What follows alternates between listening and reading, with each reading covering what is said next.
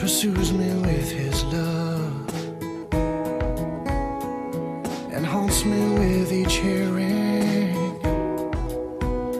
of his softly spoken words. And my conscience a reminder of forgiveness that I need. Who is this King of glory? Offers it to me.